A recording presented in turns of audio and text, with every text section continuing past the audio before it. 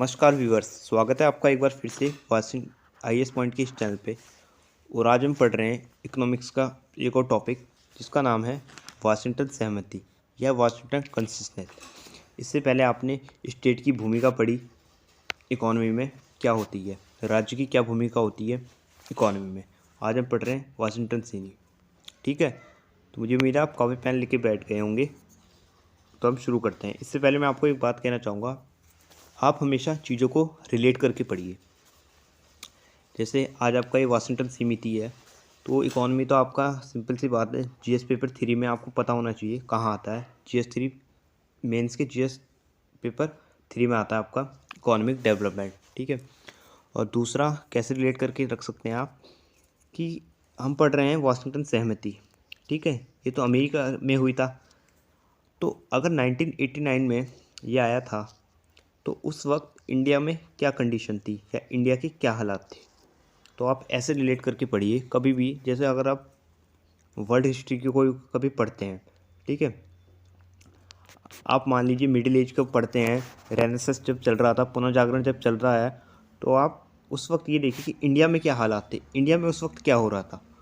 तो आपको रिलेट करके आप अगर चीज़ों को ले जाओगे तो आप एक ही बार में काफ़ी चीज़ों को पढ़ सकते हो। ठीक है, तो अगर इंडिया के संदर्भ में पढ़ें, जब वाशिंगटन सहमति ये समूह बनाया गया था, इसका जब आया था तो इंडिया में भी काफ़ी आर्थिक संकट चल रहे थे। तो यही रीज़न था कि 1991 में एलपीजी लाया गया डॉक्टर मनमोहन सिंह जी के द्वारा, इंडिया की जो इकोनॉमी थी उसको सुधारने के लिए। ठीक है, तो आप ऐसे रिलेट करके पढ़िए। तो चलते हैं, हम टॉपिक पर आते हैं अपने। आज हम पढ़ रहे हैं वाशिंगटन सहमति के बारे में। ये क्या था, वाशिंगटन कंसेंसस के बारे में। ठीक है, तो वाशिंगटन सहमति जो शब्दावली है वो अमेरिकी अर्थशास्त्री जॉन विलियमसन द्वारा 1989 में प्रयुक्त की गई। इसके अंतर्गत उन्होंने तत्कालीन लातिन अमेरिका देशों के लिए नीतिगत सुधार सुझाए, ताकि जो नीतियां हैं वो सुधर सके, जिन पर वाशिंगटन स्थित अंतर्राष्ट्रीय मुद्रा कोष, विश्व बैंक जैसी संस्थाओं की भी सहमति थी। इन देशों को संकट से उबारने के लिए, जो संकट चल रहे थे देश में, उन संकट से उबारने के लिए ज़रूरी मानती थी। ठीक है, जो ये अंतर्राष्ट्रीय मुद्रा कोष और विश्व बैंक जैसी संस्थाएं हैं, इन पर इनकी भी सहमति थी वाशिंगटन सहमति पर, और वे इन्हें इन देशों के संकट से उबारने के लिए भी ज़रूरी मानती थी। ठीक है, तो क्या होता है 1985, ठीक है, 1985 में विकासशील देशों को आर्थिक संकट से उबारने के लिए, ठीक है, आईएमएफ, अंतर्राष्ट्रीय मुद्रा कोष, आपका विश्व बैंक, डब्ल्यू आ जाएगा, एटी, अमेरिकी ट्रेजेडी द्वारा यह विचार सुझाया गया था। ठीक है, वाशिंगटन सहमति नाम कहाँ से आता है, ऐसे समझिए, जो आपका अंतर्राष्ट्रीय मुद्रा कोष है, विश्व बैंक है और अमेरिकी ट्रेजरी, इन तीनों का जो मुख्यालय है वो वाशिंगटन डीसी, जो अमेरिका की कैपिटल भी है, तो वहाँ पर है। तो इसलिए इसे वाशिंगटन सहमति नाम दिया गया, वाशिंगटन कंसेंसस। आगे देखते हैं हम। इन नीतिगत सुधारों के लिए निम्नलिखित 10 आयाम थे। ठीक है, नीतिगत सुधारों के लिए 10 आयाम दिए गए थे, तो हम उन्हें देखते हैं, एक और पॉइंट वाइज समझेंगे क्या थे वो। ठीक है, तो पहला है आपका वित्तीय अनुशासन। ठीक है, वित्तीय अनुशासन ये क्या होता है, इसे समझते हैं। तो वित्तीय अनुशासन क्या होता है कि एक अर्थव्यवस्था में वित्तीय अनुशासन होना बहुत ज़रूरी है। ठीक है, अगर किसी भी देश का जो बजट है, अगर 1 लाख या 2 लाख रुपए है, एग्जाम्पल के तौर पे कह रहा हूँ, तो उससे अगर 1 लाख रुपए है किसी का बजट, ठीक है, तो उससे 2 लाख रुपए कभी खर्च नहीं करना चाहिए। ठीक है, ये आपको हमेशा नुकसान देता है। ठीक है, हमेशा वित्तीय अनुशासन में चलना चाहिए। ठीक है, एग्जाम्पल के तौर पे, एक और एग्जाम्पल के तौर पे आप ऐसे मान लीजिए किसी फैमिली का बजट 1000 रुपये है और वह से 5 भागों में डिवाइड करके चलता है कि 200 रुपये स्वास्थ्य पर खर्चे होंगे, 200 रुपये आपके शिक्षा पे खर्च होंगे, ठीक है, एजुकेशन पे खर्च होंगे, 200 रुपये आपके खाने पीने पे खर्च होंगे, 200 रुपये आपकी सेविंग्स होगी और 200 रुपये आपके इमरजेंसी के, कभी इमरजेंसी आ गई तो उसके लिए बचाएंगे। ठीक है, अगर ये 200 रुपये बचा रहा है तो 1000 रुपये का इसका टोटल बजट बन रहा है। तो अगर ये किसी पर 300 रुपये खर्च कर देगा तो 100 रुपये का ज़्यादा हो जाएंगे, तो 100 रुपये का इसे उधार लेना पड़ेगा। तो इसमें वित्तीय अनुशासन होना जरूरी है, इसलिए कहते हैं वित्तीय अनुशासन किसी अर्थव्यवस्था में होना बहुत ज़रूरी है। तो वित्तीय अनुशासन यही होता है कि बजट के अनुरूप ही आपको चलना पड़ेगा, बजट से बाहर नहीं जाना चाहिए। सेकंड पॉइंट है आपका सार्वजनिक खर्चे। सार्वजनिक खर्चे की प्राथमिकताओं को ऐसे क्षेत्रों की ओर पुनः निर्देशित करना जिनसे उच्च प्राप्ति की संभावना हो, जैसे प्राथमिक स्वास्थ्य, प्राथमिक शिक्षा तथा आधारभूत संरचना। तो आपकी सार्वजनिक खर्चे की जो गवर्नमेंट का जो पैसा होना चाहिए, उनकी पहली प्रायोरिटी ये होनी चाहिए कि ऐसी जगह इन्वेस्ट करना या ऐसी जगह खर्च करना जिससे अधिक से अधिक प्राप्ति की संभावना हो, अधिक से अधिक मिलने की संभावना। तो प्राथमिक स्वास्थ्य होना चाहिए आपका पहला, स्वास्थ्य पहला होना चाहिए। अगर देश के लोग स्वस्थ रहेंगे तो देश की इकॉनमी बढ़िया होगी। शिक्षा होना चाहिए, ठीक है, प्राथमिक शिक्षा होना चाहिए, लोगों को शिक्षा पहले देनी चाहिए। लोग शिक्षित होंगे तो समझेंगे हर चीज़ को, और किसी देश की शिक्षा जितनी बेहतर होगी वह देश की इकॉनमी या वह देश भी बहुत बेहतर होगा। तो पहली प्रायोरिटी हमारी शिक्षा और स्वास्थ्य और आधारभूत संरचना पर होनी चाहिए। तो ये कह रहा है। तीसरा पॉइंट देखते हैं हम, कर सुधार, ठीक है, करों में सुधार होना चाहिए। सीमांत दरों में कमी तथा कराधार को बड़ा करना पड़ेगा। यहाँ पे ये कह रहे हैं वृद्धि को हमें कम करना पड़ेगा, ठीक है, जो हमारी ग्रोथ है उसे कम करना पड़ेगा, उसके दायरे को बढ़ाना पड़ेगा। जितनी हमारी ग्रोथ है एक इकोनॉमी की, उसे कम करके उसके दायरे को बढ़ाना पड़ेगा, ठीक है। फोर्थ पॉइंट है आप ब्याज दर उदारीकरण। कम परसेंटेज पर हमें ज़्यादा से ज़्यादा कम परसेंटेज पर ब्याज, हमें कम से कम परसेंटेज पर ब्याज देना पड़ेगा। जो बैंक का होता है वो अगर कम परसेंटेज पे ब्याज देगा तो ज़्यादा फ़ायदा होगा। तो ब्याज दर का उदारीकरण होना चाहिए, कम परसेंटेज पे ब्याज देना चाहिए, ठीक है। तो यहाँ पे आ गया हमारा फिफ्थ पॉइंट, कौन सा है ये, हाँ यहाँ पे आ गया हमारा फोर्थ पॉइंट, ब्याज दर, सॉरी फिफ्थ पॉइंट, प्रतिस्पर्धापूर्ण विनिमय दर होनी चाहिए। छठा आपका व्यापार उदारीकरण होना चाहिए। उदारीकरण से मतलब यहाँ पे आ गया, व्यापार उदारीकरण से मतलब है कि सभी देशों के साथ भी व्यापार होना चाहिए, खुली अर्थव्यवस्था में व्यापार होना चाहिए। जैसे 1991 में इंडिया ने अपनाया था, उदारीकरण अपनाया था, उससे पहले इंडिया में उदारीकरण नहीं था। तो 1991 में उदारीकरण हमने अपनाया, तो इसी तरह का व्यापार उदारीकरण होना चाहिए, ठीक है। प्रत्यक्ष विदेशी निवेश के अंत प्रवाह का उदारीकरण होना चाहिए, ठीक है। यहाँ पे प्राइवेटाइजेशन पर भी जोर दिया गया है कि निजीकरण होना चाहिए, यानी कि स्टेट या गवर्नमेंट का कम से कम रोल हो और प्राइवेटाइजेशन निजीकरण ज़्यादा हो। बाजार की शक्तियों पे ज़्यादा जोर दिया गया है। जो भी मूल्य निर्धारण का काम है वो बाजार स्वयं तय करे, ठीक है। तो यहाँ पे निजीकरण यही कहता है। नेक्स्ट पॉइंट है आपका विनियमन परिवेशी विकास में बाधाओं को दूर करने के अर्थ में, ठीक है। विनियमन होना चाहिए परिवेश एवं विकास में बाधाओं के दूर करने के अर्थ में। संपत्ति के अधिकारों की रक्षा करनी चाहिए। अगर आप इसे पॉलिटी के नज़र से देखें तो पहले संपत्ति का अधिकार भी एक मूल अधिकार था, लेकिन इसे बाद में हटा दिया गया। फंडामेंटल राइट्स थे पहले, लेकिन ये हटा दिया गया। लेकिन अगर हम यहीं पर रहें तो संपत्ति के अधिकारों की रक्षा होनी चाहिए, ठीक है। तो ये 10 पॉइंट हो गए। तो ये नीतिगत सुधारों के आयाम थे, 10 पॉइंट, ठीक है। आगे देखते हैं हम इनका क्या क्या फ़र्क पड़ा नीतियों पर।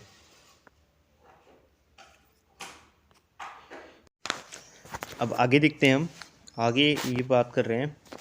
हालांकि आने वाले समय में ये शब्दावली थी, ठीक है, नव उदारवाद यानी कि जो लातिन अमेरिका में बाजारवादी रूढ़िवाद, यहाँ तक कि पूरी दुनिया में भूमंडलीकरण की समानार्थिक हो गई। ठीक है, तो यह जो था वाशिंगटन सहमति जो थी ये भूमंडलीकरण की समानार्थक हो गई, इसे भूमंडलीकरण जैसा ही कहा जाने लगा। बाद में क्या होता है 1998 में, ठीक है 1998 में 1998 में जॉर्ज सोरस ने इसे बाजारवादी रूढ़िवाद का नाम भी दिया गया था। ठीक है, जो नव उदारवाद देश है लातिन अमेरिका में बाजारवादी रूढ़िवाद और भूमंडलीकरण की समानार्थी हो जाती है। यह अतिविश्वास और अंध प्रतिबद्धता दर्शाने के लिए भी प्रयुक्त की गई कि बाजार कैसी भी स्थिति संभाल सकता है। यह जो था आपका वाशिंगटन सहमति, ये अतिविश्वास ओवर कॉन्फिडेंस और अंध प्रतिबद्धता दर्शाने के लिए प्रयुक्त हो गई। जो वाशिंगटन सहमति थी इसने यह दर्शाया कि बहुत ओवर कॉन्फिडेंस हो गया कि बाजार कैसी भी स्थिति संभाल सकता है, बाजार में चाहे कुछ भी हो जाए, चाहे कोई भी क्राइसिस आ जाए, कितना भी आर्थिक संकट आ जाए, कोई दिक्कत नहीं है, ये हम सब संभाल लेंगे। तो ये ओवर कॉन्फिडेंस होगी और अंध प्रतिबद्धता दर्शाने के लिए भी प्रयुक्त हुई। अंध प्रतिबद्धता मतलब होता है ज़्यादा से ज़्यादा विश्वास। ठीक है, कि बाजार कैसी भी स्थिति यहाँ पे संभाल सकता है, लेकिन वस्तु स्थिति भिन्न रही, जो स्थिति थी वो भिन्न रही। 80 और 90 के दशक के दौरान भी इन नीतियों की अनुशंसा अंतर्राष्ट्रीय मुद्रा कोष, विश्व बैंक, ट्रेजरी के साथ मिलकर करते आ रहे थे। ये नुस्खे उस समय लातिन अमेरिका के देशों को वास्तविक समस्याओं के हल के लिए सुझाए गए थे और बाद में अन्यान्य परिस्थितियों में भी इनके उपयोग की कोशिशों का विरोध उन लोगों ने किया। बाद में इनका विरोध होने लगा जो इनके प्रतिपादक थे। ठीक है, वाशिंगटन सहमति का हवाला विशेषकर जॉन विलियमसन के लिए मानो दुर्भाग्यपूर्ण ही लगता रहा है। जॉन विलियमसन के लिए दुर्भाग्यपूर्ण लगता रहा हो गया बाद में, क्योंकि उन्होंने ही वाशिंगटन सहमति का हवाला दिया गया था और उन्हें बाद में ऐसा लगा ये मेरे लिए बड़ा दुर्भाग्यपूर्ण है। ठीक है, क्योंकि वो उसके जनक थे। वे कहते हैं कि दुनिया भर में प्रेक्षक ऐसा मानते हैं कि वाशिंगटन सहमति का अभिप्राय ऐसी नव उदारवादी नीतियों से है जो कि लाचार देशों के ऊपर वाशिंगटन स्थित वित्तीय संस्थाओं ने थोपी है। दुनिया भर में भी जो लोग हैं, प्रेक्षक हैं, वो मानते हैं कि वाशिंगटन समिति का अभिप्राय ऐसी नव उदारवाद नीतियों से है, ठीक है, जो कि लाचार देशों के ऊपर वाशिंगटन स्थित वित्तीय संस्थाओं ने थोपी है। ठीक है, तो ये कहते थे कि जो लाचार देश हैं वो ऐसा जानते हैं कि ऊपर वाशिंगटन स्थित जो वित्तीय संस्थाएं थी उन्होंने थोपी है। आगे देखते हैं हम। और जो उनके यहाँ संकट और दुर्दशा का कारण बनी, ऐसे लोग भी हैं जो इस शब्दावली को क्रोध और घृणा के साथ ही उच्चारते हैं। विलियमसन पुनः कहते हैं कि अनेक लोग यह समझते हैं कि जैसे इस सहमति दस्तावेज के बिंदु उन नियमों का प्रतिनिधित्व करते हैं जो संयुक्त राज्य अमेरिका विकासशील देशों पर जबरन लादना चाहते हैं। इसके बदले विलियमसन हमेशा से यह मानते रहे कि अनुशंसाएं अथवा नुस्खे उन सहमतियों का प्रतिनिधित्व इसलिए करते हैं कि वास्तव में सार्वभौमिक है।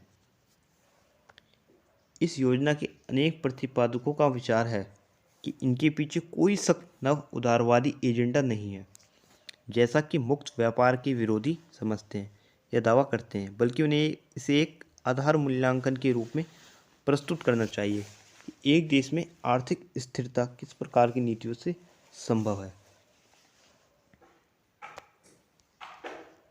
ठीक है, लेकिन हुआ यह है कि इन नीतियों से उन प्रक्रियाओं की शुरुआत हुई जिन्हें उदारीकरण, निजीकरण या भूमंडलीकरण कहा जाता है। जो भी नीतियाँ उसके अंडर में बनी थी, वाशिंगटन सहमति के अंडर में बनी थी, ठीक है, उनके चलते, उन नीतियों के चलते एलपीजी की शुरुआत होती है। एलपीजी आपको पता ही होगा। ठीक है, लिबरलाइजेशन, प्राइवेटाइजेशन, ग्लोबलाइजेशन, उदारीकरण, निजीकरण या भूमंडलीकरण। ये इंडिया में लॉन्च हुआ था 1991 में, जब इंडिया की जो इकोनॉमी थी वो सही नहीं थी, आर्थिक संकट से गुजर रही थी। तो ये ऐसा होता है 1991 में अपनाई जाती है इंडिया में। जो बाहरी देश थे, विदेशी लोग थे, उनकी कंपनियां भी भारत में आके व्यापार कर सकती थी। ठीक है, जब ईस्ट इंडिया कंपनी इंडिया में आई थी तो ईस्ट इंडिया कंपनी ने भारत को गुलाम बना लिया था। तो इसलिए जब इंडिया आज़ाद हुआ 1947 में, 1947 में, तो ये बात रखी गई कि बाहर की जो भी कंपनियां हैं वो भारत में आके व्यापार नहीं करेगी। ठीक है, तो काफ़ी सालों बाद, लगभग 1940 से 50 सालों बाद 1991 में फिर से बाहर की जो कंपनियां थी उन्हें भारत में आके व्यापार करने की छूट प्राप्त हो गई। ये जो एलपीजी था ये वाशिंगटन सहमति के थ्रू ही आया था, के द्वारा ही आया था। जो इन्होंने नीतियाँ बनाई थी इसके थ्रू इसकी शुरुआत होती है, उदारीकरण, निजीकरण एवं भूमंडलीकरण की। ठीक है, तो इनके चलते चलते क्या इफेक्ट पड़ा था, इनके चलते क्या इफेक्ट पड़ता है इकोनॉमी में, क्या बदलाव आते हैं। तो इनके चलते अर्थव्यवस्था में राज्य की भूमिका सीमित कर दी गई। ठीक है, जो स्टेट की जो भूमिका होती थी किसी भी इकोनॉमी में वो लिमिटेड कर दी गई। उन देशों में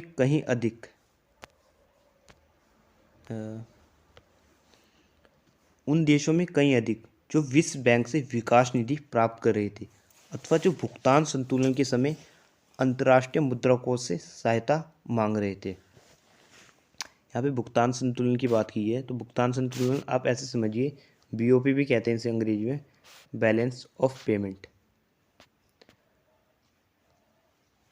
ठीक है, बैलेंस ऑफ पेमेंट एक देश का दूसरे देश में जो आयात और निर्यात होता है, पैसा जो आता है वो भुगतान संतुलन ही कहते हैं। ठीक है, तो आगे देखते हैं हम। भुगतान संतुलन संकट के समय अंतर्राष्ट्रीय मुद्रा कोष से सहायता मांगते जा रहे थे। जैसा कि भारत में अंतर्राष्ट्रीय मुद्रा कोष की शर्तों पर 1991 में आर्थिक सुधारों की शुरुआत हुई। ठीक है, तो यहाँ पे भी दिखाई दे गई 1991 में आर्थिक सुधारों की शुरुआत होती है इंडिया में। आर्थिक सुधार क्या होते हैं? Economy reform. ठीक है, ये क्या होते हैं कि एक स्टेट जो भी होगा, एक स्टेट या एक राज्य की भूमिका लिमिटेड कर दी जाएगी और प्राइवेटाइजेशन यानी निजीकरण को बढ़ावा मिलता है। तो यही आर्थिक सुधार होता है कि स्टेट की जो भूमिका है वो लिमिटेड कर दी जाएगी, स्टेट या गवर्नमेंट लिमिटेड कर दी जाएगी और प्राइवेटाइजेशन हो जाएगा। जो भी आपका बाज़ार या मार्केट है उसमें जो वहाँ के लोग हैं वही ज़्यादा उनका इन्वॉल्वमेंट होगा। ठीक है, आर्थिक सुधारों की शुरुआत मानी जाती है 1991 में। एलपीजी आया था, भाई बार बार मैं कह रहा हूँ, इसे याद रखेंगे आप। एलपीजी कब आया था? 1991 में। क्यों आया था? क्योंकि भारत की आर्थिक स्थिति सही नहीं थी। ठीक है, नेक्स्ट है आपका, यह सब ऐसा था मानो एडम स्मिथ के मुक्त व्यापार के नुस्खे का पुनर्जन्म या नवउदारवाद हुआ हो। आज अनेक विद्वान यह मानते हैं कि हाल के अमेरिका और यूरोप के आर्थिक संकटों का कारण कहीं ना कहीं सहमति, जो वाशिंगटन सहमति हुई थी, कंसेंसस में निहित है। अमेरिका और यूरोप में जो आर्थिक संकट आए थे उनका जो कारण थी वो वाशिंगटन कंसेंसस या वाशिंगटन सहमति थी। पश्चिमी अर्थव्यवस्था में आई महामंदी, अमेरिका के सब प्राइम के पश्चात के जो परिणाम हुए उसमें ऐसा विश्वास किया जाता है कि वृद्धि तथा विकास को सही करने अथवा पटरी पर लाने के लिए बाजार पर निर्भरता अब और नहीं चल सकती है और दुनिया अब एक विकास राज्य के पक्ष में कुछ सहमत हो सकती है। जैसा कि पूर्वी एशिया के देश अपनी मजबूत वृद्धि के लिए कभी भी सहमति के पीछे नहीं गए। तो इसे हम समझते हैं, अमेरिका के जो परिणाम हुए, जो मंदी आई, उसमें ऐसा विश्वास किया जाता है कि वृद्धि तथा विकास को हम आगे पढ़ेंगे कि क्या होता है इकोनॉमी में, वृद्धि और विकास में क्या डिफरेंट होते हैं, इन्हें हम आगे पढ़ेंगे। ठीक है, को सही करने अथवा पटरी पर लाने के लिए बाजार पर निर्भरता अब और नहीं चल सकती। इन्होंने कहा जो स्टेट है उस पर हम अब ज़्यादा डिपेंड नहीं हो सकते, ठीक है। बाजार जो है उस पर निर्भरता अब नहीं चल सकती है। और अब जो दुनिया है एक विकास राज्य के पक्ष में कुछ और सहमत हो सकती है, डेवलपमेंट स्टेट के पक्ष में जाना चाहती थी, कुछ सहमत हो सकती है। जैसा कि जो भी पूर्वी एशियाई के देश अपनी मजबूत वृद्धि के लिए कभी भी सहमति के पीछे नहीं गए। पूर्वी एशिया के जो लोग थे कभी भी वाशिंगटन सहमति के पीछे नहीं गए, अपनी वृद्धि के लिए, अपनी ग्रोथ के लिए, कंसिस्टेंस के पीछे कभी नहीं भागे। केन्स के हस्तक्षेपकारी राज्य, इंटरवेंटोनिस्ट स्टेट का विचार आज की परिस्थितियों में एकमात्र विकल्प प्रतीत होता है। जो एडम स्मिथ थे, माफ़ कीजिएगा, किन्स थे, जेम किन्स थे, उनका जो हस्तक्षेपकारी राज्य का जो विचार था वो आज की परिस्थितियों में एकमात्र विकल्प प्रतीत होता है। जैसा कि अमेरिका के नोबेल अर्थशास्त्री पॉल क्रूगमैन मानते हैं और जापानी प्रधानमंत्री शिंजो अबे, ये प्रधानमंत्री हैं, जापानी प्रधानमंत्री अबे इनका नाम है, भी इसी रास्ते का अनुसरण कर रहे हैं, ठीक है। ठीक है, तो ये कंप्लीट हो गया हमारा।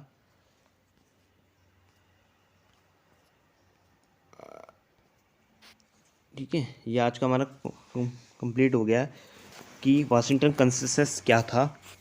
ठीक है, वाशिंगटन कंसेंसस तो आपका क्या था, इसकी ज़रूरत क्यों पड़ी थी और इसे वाशिंगटन कंसेंसस क्यों कहा जाता है। तो एक बार रिपीट कर लीजिए, वाशिंगटन कंसेंसस क्या होता है, 1985 में आता है। क्यों आता है, क्योंकि जो डेवलपमेंट कंट्री थी, जितने भी विकासशील देश थे, वहाँ की आर्थिक स्थिति सही नहीं थी। तो इसलिए अंतर्राष्ट्रीय मुद्रा कोष और वर्ल्ड बैंक और अमेरिकी जो ट्रेजरी, इन तीनों के द्वारा एक समिति बनाई जाती है जिसका नाम होता है वाशिंगटन कंसेंसस, यानी वाशिंगटन सहमति बनाई जाती है।